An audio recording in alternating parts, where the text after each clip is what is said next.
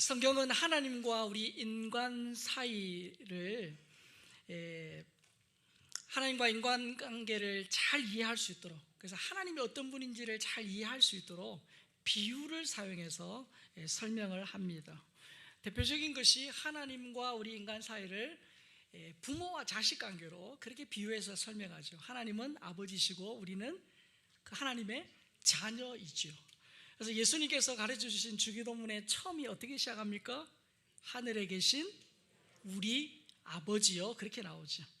그래서 이 성도는 육신의 아버지도 있지만 나의 이 현생과 내생까지 다 하시는, 또 책임지시고 인도하시는 하늘 아버지가 있는 행복한 존재인 줄 믿습니다. 또한 성경은 하나님과 인간의 관계를 이 부부 관계로 설명을 하지요. 그래서 하나님을 남편으로, 그 이스라엘을 부인으로, 그렇게 아내로 비유합니다. 그래서 구약의 많은 선지자는 이 이스라엘 백성들이 하나님 아닌 다른 신을 섬기는 것을 음행했다, 남편을 버리고 다른 사람에게 간 것으로 음행했다라고 그렇게 말합니다. 특별히 호세아 선지자와 이 고멜 이야기가 대표적인 예가 되지요. 그리고 신약 성경에서도 우리 예수 그리스도와 교회를 신랑과 신부로 비유해서 그렇게 설명합니다. 교회는 그리스도의 신부가 되는 거죠. 이 성도인 우리는 장차 오실 우리 신랑 되시는 예수님을 준비하는, 그 기다리는 정결한 신부로 자신을 준비해야 한다라고 성경은 말씀합니다. 그리고 하나님과 인간의 관계를 비유적으로 설명하는 또 다른 예가 있는데, 그것이 바로 목자와 양입니다. 자, 시편 100편 3절 말씀 같이 봅니다. 여호와가 우리 하나님이신 줄 너희는 알지어다. 그는 우리를 지으시니요 우리는 그의 것이니 그의 백성이요 그의 기르시는 양이로다. 자, 시편 저자가 뭐라고 합니까? 하나님은 목자시고 우리는 그의 기르는 양이다라고 그렇게 말합니다. 오늘 본문에도 보면 예수님의 자기 선언 세 번째 뭐죠? 나는 선한 목자다라고 그렇게 말씀하십니다. 예수님은 선한 목자가 되시고 우리는 그 예수님의 돌봄을 받는 양이라는 거죠. 자, 사진에 보시면 양이죠, 양. 자, 혹시 집에서 양 키우는 분 계신가요? 네. 우리는 양을 보기가 쉽지 않습니다. 양 보려면 차 타고 좀 가야 됩니다. 자, 그래서 여러분, 우리 한국 사람들의 양에 대한 이미지는 되게 어떠하죠? 순하다, 또 순하다, 지혜롭다, 착하다, 뭐 온순하다. 그래서 보통 그렇게 말합니다. 다른 가축들과 잘 어울리는 착하고 깨끗한 이미지로 우리가 생각하는데, 그러나 정작 양을 많이 기르는 중동에서는 양의 이미지가 우리와 많이 다릅니다. 자, 우리는 욕할 때 들어가는 동물이 있지요. 우리 옆에 분하고 한번 해보면 마음 상할 것 같으니까, 맞죠? 하지는 않겠지만, 그렇다고 제가 여기다가 막 리얼하게 또 하기도 그렇고, 우리 알죠? 중동에서는 양이 양 같은 놈하면 그게 바로 우리가 말하는 하고 똑같다는 거예요.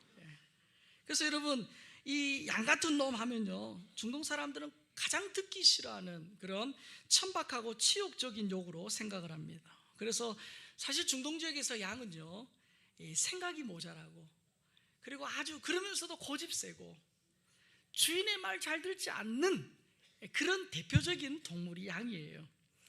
보통 우리 양이 힘이 없다, 연약하다 그렇게 말하는데 그렇지 않아요. 덩치 큰 양들은 딱 이렇게 이 앞발을 뻗팅기고 있으면 웬만한 장정도 끌고 가기 어려울 정도로 힘이 셉니다. 2005년 7월에 터키에서 있었던 일입니다. 그래서 중동에 많은 목자들이 이렇게 양을 치잖아요. 그래서 26명의 목자들이 흩어져 양을 치다가 이렇게 모여가지고 식사를 합니다. 그 양들도 그게 많이 모여 있었겠죠. 자, 그 중에 어떤 양 한 마리가 무리를 이탈해서 혼자서 이렇게 풀을 뜯으면서 어디론가 가는 겁니다. 그러니까 이 다른 양들도 왜 가는지도 모르고 그 양을 쫓아가는 거예요. 쫓아가다가 여러분 어떤 일이 있었냐면 450마리가 죽고 1000여 마리가 큰 부상을 입었어요. 왜냐? 이 첫째 처음에 갔던 이 양이 풀을 뜯다가 낭떠러지에 떨어진 거예요. 그러면 다른 동물 같으면은 안 따라갈 텐데 양은 모르고 따라가다가 거기에 어떻게 해요? 450마리가 떨어져서 죽고 1000마리는 그 떨어진 위에 떨어져서 그나마 그래도 죽지 않고 목숨을 부지했다라는 실제로 있었던 이야기입니다. 그러니까 여러분, 양 하면 이 참 대책 없는 동물 중에 하나예요. 자, 양이 얼마나 여러분 이 대책이 없냐면, 여러분 양은요 시력이 굉장히 약합니다. 약십니다. 그래서 2m, 3m 정도 분간할 정도로 눈이 시력이 약하기 때문에 길을 잘 잃어버리는 대표적인 동물이죠.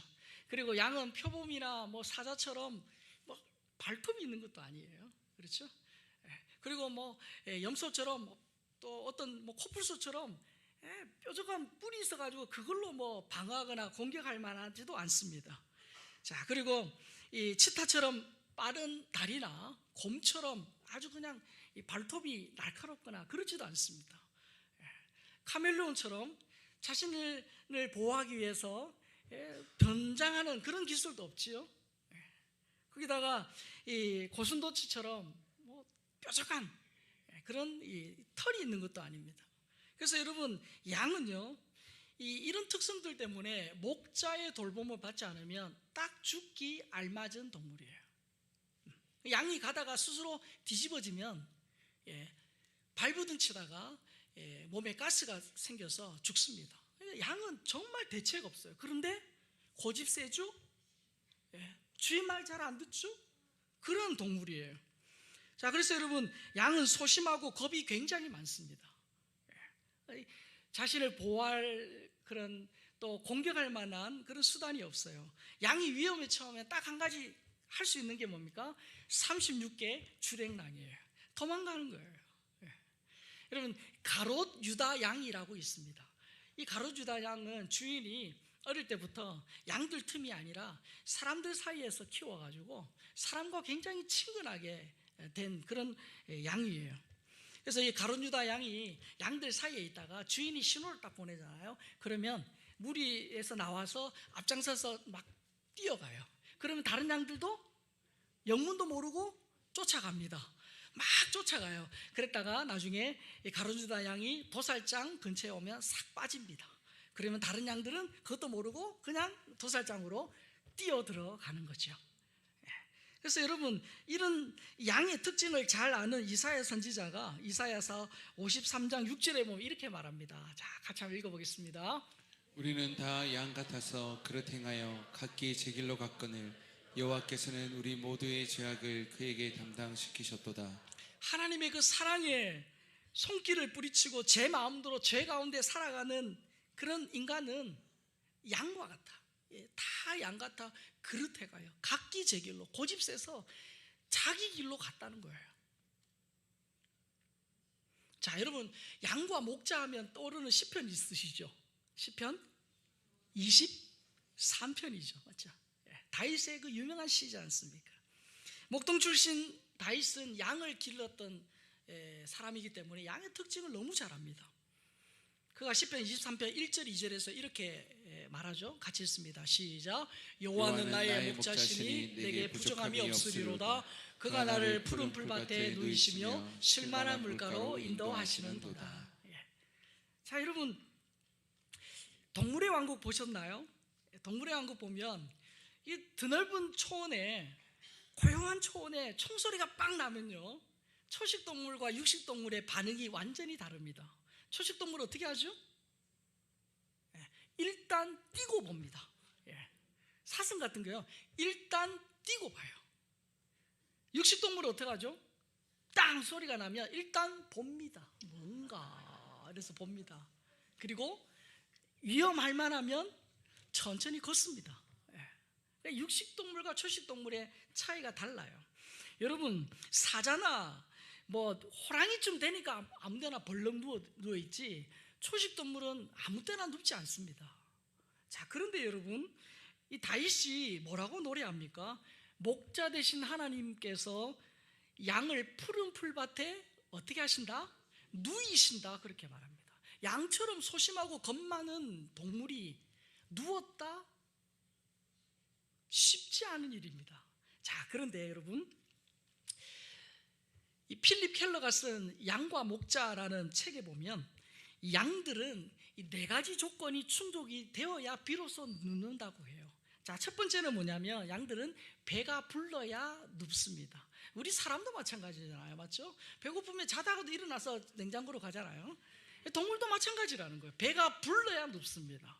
두 번째는 뭐냐면 양들은 두려움이 없어야 합니다. 주위에 사자 소리 들리고 막 늑대가 왔다 갔다 하고 그러면 불안해서 절대로 눕지 않습니다. 그런데 이 양이 누웠다라는 것은 어떻게 해요?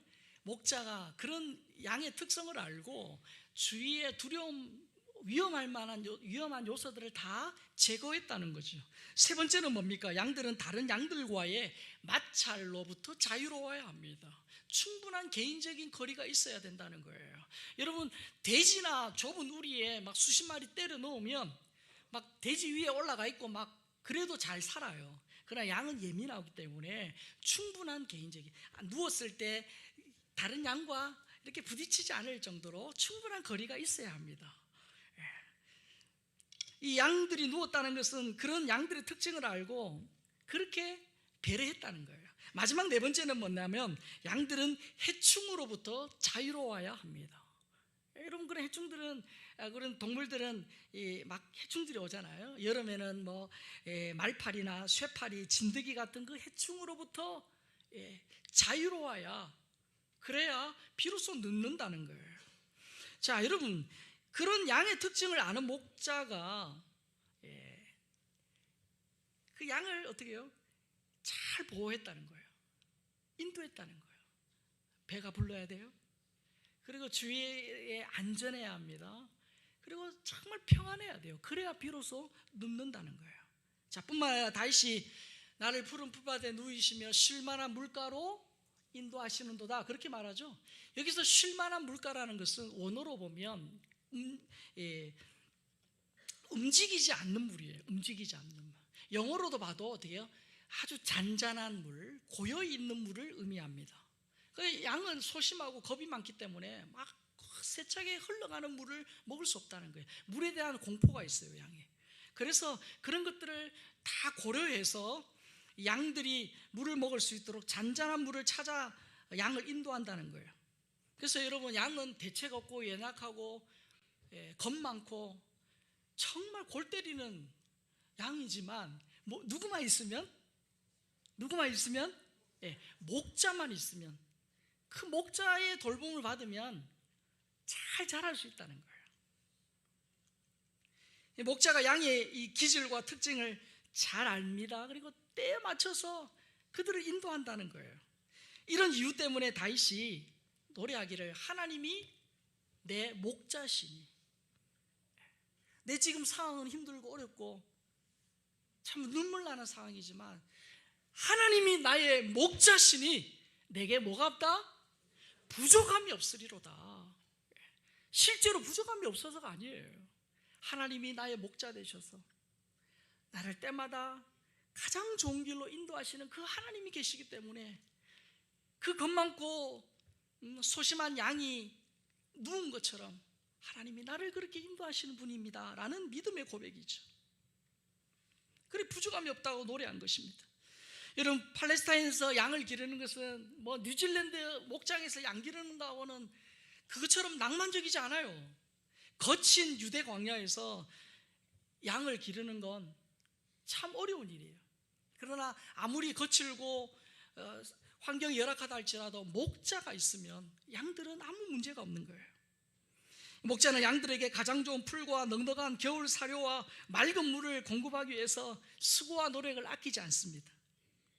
이 목자는 모진 비바람을 막아줄 그 피난처를 찾기 위해서, 그리고 날짐승, 들짐승들의 그 위험으로부터, 그리고 전염병, 그리고 해충으로부터 이 양들을 안전하게 보호하기 위해서 온갖 수고를 한다는 거예요. 그래서 양은 자기 힘으로는 아무것도 할 수 없는 무능한 존재이지만 목자가 있으면 아무런 문제가 없다는 거예요. 그래서 양이 우리라는 거예요. 양이 우리예요. 자, 오늘 본문을 보면 양을 돌보는 두 부류의 목자가 나와요. 하나는 어떤 목자입니까? 사꾼 목자예요. 자, 본문 12절 같이 읽습니다. 시작. 사꾼은 목자가 아니요 양도 제 양이 아니라 이리가 오는 것을 보면 양을 버리고 달아나나니 이리가 양을 물어가고 또 해치느니라. 자, 사꾼은요 사기꾼 목자가 아니고 일당을 받고 고용된 목자예요. 이 고용된 목자, 사꾼 목자는 어떻게 합니까? 양의 안전보다 자기 안전이 우선입니다. 그래서 막 사나운 맹수가 나타나면 양을 그냥 두고 자기 살려고 도망간다는 거예요. 왜죠? 자기 양이 아니기 때문이에요. 제 양이 아니에요. 그래서 자기 양이 아니니까 주인의식이나 책임의식이 없습니다. 적당히 대충 건성으로 시간만 때우는 그런 목자이죠.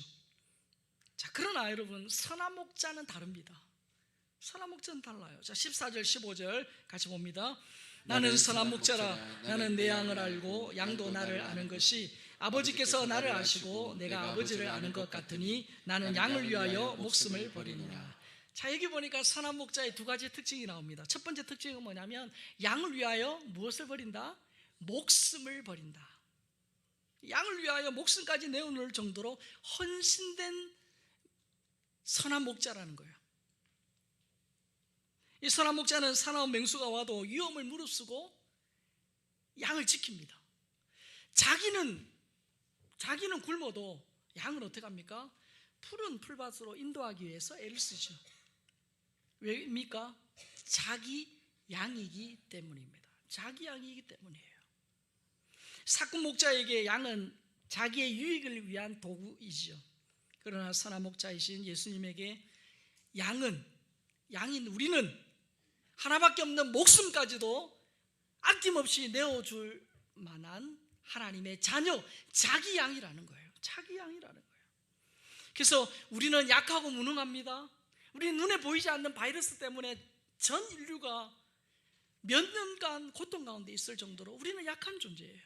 우리는 누군가의 그 말 한마디에 그것이 내 가슴에 비수가 되어서 밤새 끙끙대며 잠 못 이루는 연약한 존재예요.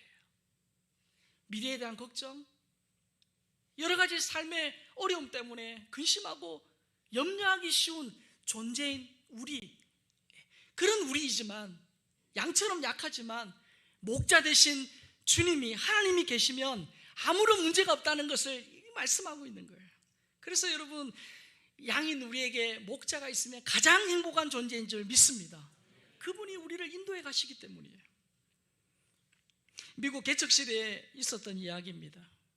백인들이 인디언들을 다 좀 쫓아내기 위해서 참 나쁜 짓을 했어요. 그 당시 인디언들이 주위에 돌아가면서 다 이렇게 옥수수를 심고 그 중앙에 마을을 딱 이렇게 형성하고 살았어요. 그래서 백인들이 원주민들을 쫓아내기 위해서 그 옥수수밭에 불을 지른 겁니다. 양사방에서 막 불길이 지금 마을을 향해서 막 오고 있는 거예요. 사람들이 다 그냥 막 어찌할 줄을 몰라가지고 발만 동동동동 구르고 있는 그 상황에 경험 많고 나이 많은 추장이 이렇게 외칩니다. 빨리 옥수수밭을 불태워라. 불태워라. 근데 그 추수를 앞두고 있는 옥수수를 불태운다는 게 쉬운 게 아니죠. 근데 어쩔 수 없이 그 옥수수밭을 다 불태웠습니다. 이 추장은 아는 거예요. 불탄 자리에는 불이 오지 않는다는 거예요. 그래서 다시금 그렇게 외칩니다. 살고 싶거든 모든 사람들은 다 저 불탄 옥수수밭에 올라가라. 그래서 그 불길을 피해서 살 수 있었다는 얘기예요. 여러분 이 예화가 우리 기독교의 복음의 핵심을 잘 보여줘요. 사랑하는 성도 여러분, 우리 모두는 다 죄인으로 태어나서 죄 가운데 살아갑니다. 반드시 죄의 대가를 치러야 될 죄인입니다. 그러나 그 죄의 대가를 예수님이 선한 목자 되신 예수님이 이 땅에 오셔서 그의 하나밖에 없는 목숨까지도 내어주시면서 십자가에 죽으셨습니다. 하나님이 우리가 받아야 될 모든 형벌을 그분이 대신 받으신 거예요. 그분이 십자가에서 죽으심으로 말미암아 나의 모든 죄가 십자가에서 해결된 거예요. 그래서 우리가 십자가를 붙들면, 십자가를 앞에 나아가면 우리가 사는 길이 열린다는 거예요. 그게 십자가의 은혜예요. 그래서 예수 그리스도께서 우리를 대신하여 무서운 심판을 받으셨기 때문에 그 예수님 안에 들어가면 우리가 사는 길, 죽음에서, 사망에서 생명으로 옮겨지는 놀라운 일이 일어난다는 거예요. 마가복음 10장 45절에 이렇게 말합니다. 인자가 온 것은 섬김을 받으려 함이 아니라 도리어 섬기려 하고 자기 목숨을 많은 사람의 대속물로 주려 함이니라. 여러분, 이단 교주들은 자기를 섬기지 않습니다. 이단 교주들은 거기에 있는 사람들을 섬기느냐? 아니에요. 소울 타이, 가스라이팅해서 그들의 영혼을 어떻게 해요? 장악하고 이 교주 한 사람의 유익을 위하여 모든 것을 희생하게 합니다. 그러나 우리 주님은 그런 분이 아니시죠. 우리 주님은 이 땅에 섬기기 위해 오셨다. 섬김의 최고봉이 뭡니까? 섬긴다는 건 나의 것을 내어준다는 것 아닙니까? 나의 가장 귀한 게 무엇입니까? 생명입니다. 생명까지도 우리를 주시기 위해, 생명으로 우리를 섬기기 위해 이 땅에 오셨다는 거예요. 그래서 그 예수님이 십자가에서 목숨을 바치신 거예요. 그래서 예수님의 그 선한 예수님을 따라갈 때 우리의 삶에 생명의 길이 열린다는 거예요. 어느 농장에 병아리를 키웠는데 그 병아리 중에 한 마리가 병이 들어 시름시름 앓다가 죽을 지경이 된 거예요. 그래서 이 농장 주인이 수의사를 불러다가 진찰을 했습니다. 그랬더니 수의사가 황당한 말을 합니다. 이 병아리를 살리려면 암탉을 한 마리 잡아서 고아서 먹여라, 그렇게 말합니다. 여러분도 웃으셨지만 이 농장 주인도 어떻게 해요? 무슨 말이야 이게, 무슨 황당한 말이냐. 생각해 보라고. 이 병아리 살리려고 암탉을 그렇게 죽이는 그런 농장 주인이 어디 있냐고 막 화가 나서 얘기를 한 거예요. 그 광경을 지켜보던 목사님이 이렇게 말을 합니다. 수의사가 병아리를 살리려고 암탉이 아니라 만약에 송아지를 죽여서 죽인다면 이 병아리를 살릴 수 있다라고 말할 때 그 말대로 할 사람이 누가 있느냐. 하물며 만약에 이 병아리 살리려고 농장 주인의 아들을 죽여야 한다면 이 말을 들을 사람이 누가 있느냐. 그런데 우리 하나님은 본래 같도 못한 나를 위하여 그 하나밖에 없는 아들을 십자가에 죽게 하셨다는 거예요. 나 같은 죄인을 위해서. 선한 목자이신 예수님은 나를 살리려고 생명을 주신 분이에요. 그래서 그 예수님 붙들어야 우리에게 생명이 주어진다는 거예요. 우리는 예수님 때문에 영원한 생명을 얻은 존재인 줄 믿습니다. 우리가 그런 존재라는 거예요. 자, 선한 목자의 첫 번째 특징은 양을 위해 목숨을 바치는 것고, 선한 목자의 두 번째 특징은 따라해 봅시다. 양의 모든 것을 아시는. 양의 모든 것을 아시는. 자, 선한 목자는 자기 양을 잘 압니다. 자기 양이기 때문에. 저는 여러분 여기서 안다라는 것은 그냥 이름 정도 알고 어떤 정보를 아는 그 정도 수준이 아닙니다. 경험을 통한 전인적인 알물 의미예요. 제가 여러분 바이든 대통령을 압니다. 제가 그런 사람입니다. 제가 아는 거는 기껏해야 책이나 인터넷을 통해서 알 수 있는 정보 정도죠. 여러분이나 저나 별반 다르지 않습니다. 그런데 제가 제 아내를 아는 것은 다릅니다. 제 아내와 제가 17년째 살고 있습니다. 그래서 아내가 언제 뚜껑이 열리는지, 또 뭘 좋아하는지,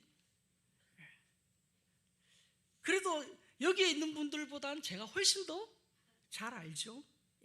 경험을 통한. 어떻게 보면 저도 100% 아는 건 아니지만 그래도 바이든 대통령 아는 것보다 훨씬 더 많이 알죠. 마찬가지예요. 선한 목자 되신 예수님이 자기 양을 아는 것은 그냥 정보 정도의 알미 아닙니다. 나의 과거와 현재와 미래, 나의 현생과 내생까지 다 아시는 전인적인 알미예요. 나의 말과 나의 마음과 말과 생각까지도 다 아시는 분이에요. 전인적으로 아시는 분이에요. 나의 약점도 아십니다. 나의 기술도 아세요.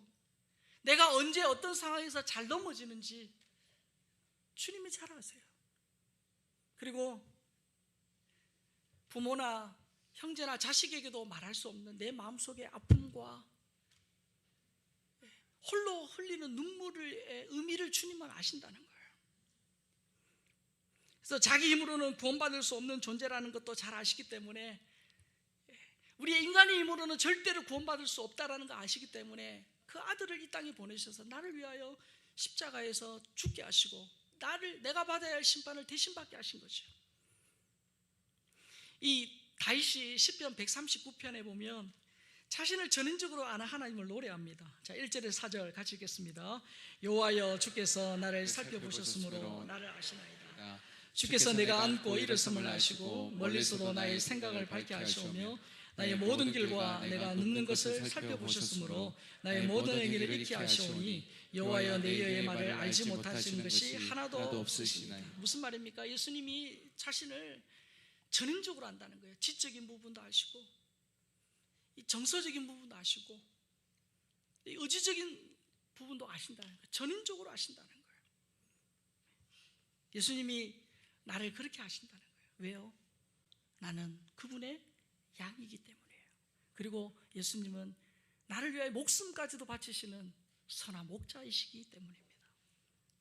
그래서 여러분, 예수님은 내가 스스로 구원받을 수 없는 존재라는 것을 아시고 예수님 이 땅에 오셔서 십자가의 길을 걸어가신 거예요. 또한 예수님은 우리가 내 힘과 노력으로 하면 작심삼일이라는 것을 잘 아십니다. 그래서 어떻게 하셔? 예수님이 가시고 성령 하나님을 우리에게 보내주셨어요. 그래서 예수님을 주인으로, 구원자와 주인으로 모시는 그분에게, 그분의 심령에 누가 계십니까? 성령 하나님이 계시는 거예요. 그 하나님이 여러분이 힘들고 어렵고 외롭고 누구에게도 말할 수 없는 그런 아픔 때문에 힘들어할 때 내 안에 계신 그분이 우리에게 힘을 주시고 용기를 주시고 다시금 일어날 수 있도록 은혜를 주시는 분이에요. 성령 하나님이 내 안에 계시잖아요. 그리고 물 위에서 떨어진 동물이 맹수의 표적이 되는 것처럼 우리 성도들이 세상의 마귀에 빼앗기지 않고 신앙생활을 잘할 수 있도록 교회라는 울타리를 주신 거예요. 교회라는 울타리를 주셨어요. 그래서 서로를 위해 기도하고 또 힘들고 어려운 분들이 있을 때 손잡아주고 같이 격려해주고 아픈 분이 있을 때 어떻게 한 마음으로 그들을 위로하고 그렇게 할 수 있는 성도들을 주신 거예요. 우리가 목장이 있는 이유가 뭐예요? 일주일에 한 번씩 모여서 그들의 삶을 나누고 감사한 것을 나누고 주일날 들은 설교를 통해서 또 우리가 어떻게 살지를 함께 나누고 기도하고 그들이 힘들고 어려울 때 어떻게 해요? 함께 끌어주고 밀어주고 기도할 수 있는 그런 모건들을 주셨다는 거예요. 그래서 힘들고 어려울 때 뒤에서 밀어주고 앞에서 끌어주는 성도를 주셨다는 거예요. 그래서 여러분, 우리 성도들은 정말 건강한 믿음의 신앙생활을 하려면 예수님과 친밀해져야 돼요. 예수님과 친밀해져야 돼요. 내 안에 계신 성령님께서 나를 온전히 인도해 가시도록 늘 삶의 현장 속에 어떻게 해요? 하나님 말씀 가까이 하고 기도하셔야 돼요.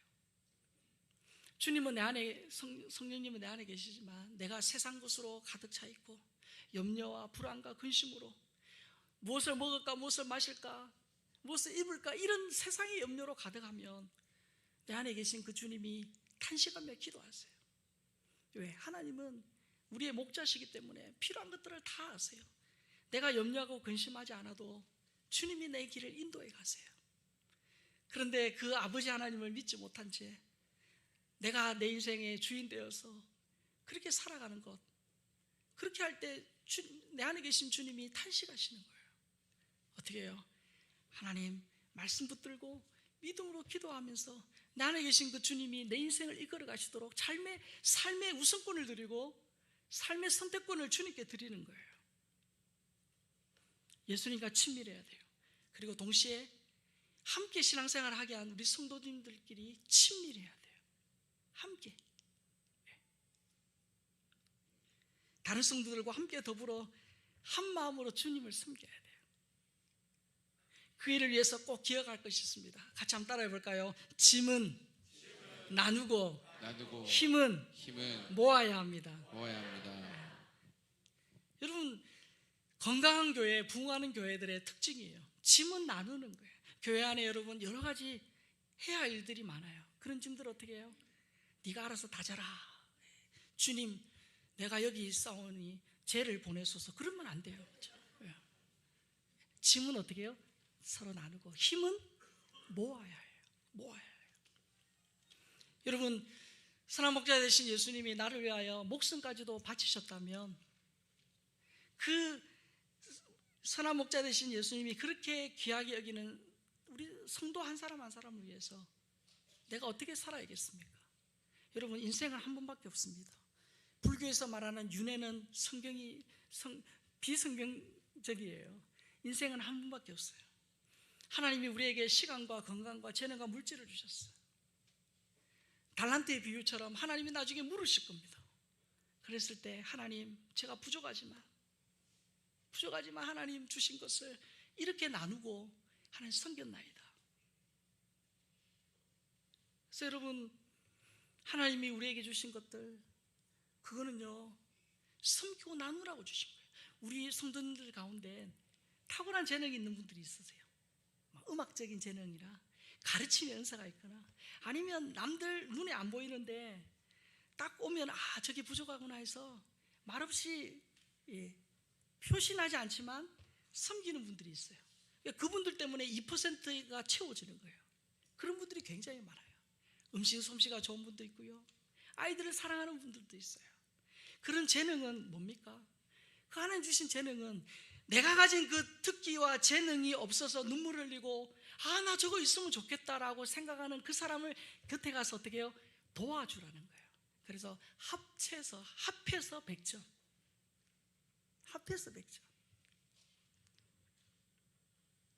그래서 여러분, 하나님께 주신 건강과 재능과 시간, 물질, 교회를 위해서, 다음 세대를 위해서, 또 우리 연약하고 어려운 성도들을 위해서 하나님 드리실 때 하나님이 더 큰 은혜로 갚아주실 줄 믿습니다. 그게 재능 주신, 시간 주신, 물질 주신, 건강 주신 하나님의 뜻이에요. 주보에 보면 내년 사역 지원서가 있는데 여러분, 정말 주일 예배만 살짝 왔다가 나비처럼 날아가시는 그런 분 되지 마세요. 살짝 앉았다가 그냥 세상으로 후딱 날아가가지고 세상 속에서 헤매시지 마시고 어떻게 해요? 하나님 주신 재능을 가지고 많은 사람들을 섬기는 일에 여러분 힘을 모아주시기 바랍니다. 그래서 여러분, 자신의 재능을 따라 찬양대원이나 교사나 교회 여러분 돌아보면 할 일이 너무 많아요. 일은 많은데 사실 어떤 분들은 2개, 3개 하면서 너무 힘들어 하시고, 어떤 분들은 열중시 하시면서 그냥 수수방관하시고. 아니에요. 우리 교회는 어떻게 해요? 누구나 다 자신이 가진 재능을 가지고 자신의 분야에서 최선을 다하는 거예요.